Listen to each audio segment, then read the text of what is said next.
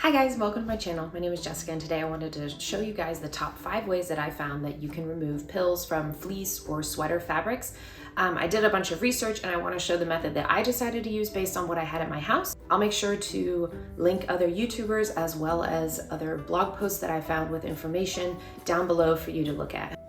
I was given a hand-me-down sweater that I wanted to kind of breathe new life into, so I ended up using the sweater stone. There also is a sweater comb that you can get by the laundress, and then I ended up using a lint roller to take off any of the excess lint, and they do have reusable ones, but I have yet to try one. I can link one below that has pretty good reviews. I then proceeded to just brush the fleece with my sweater stone, then using the lint roller to remove any of the excess pills or fleece that came off. For number 2, I found the Firminator. If you're a pet owner, this is another option that you can use to depill your fleece and sweaters.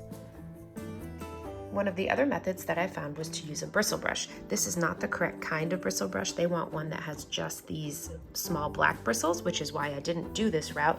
And you also need fabric softener. A lot of people have had success with just a plain razor and then shaving the fabric. This next one has a huge following. It's the electric fabric shaver, and a lot of people have used it for sofas to get pills off of the fabric. I have yet to use one, but they do have really good reviews online. I'm honestly thrilled with how well the sweater stone and lint brush did with this job of making the fleece look great again. If you've had success or even failures with any of the methods that I mentioned, please leave a comment below so that we can all learn from it.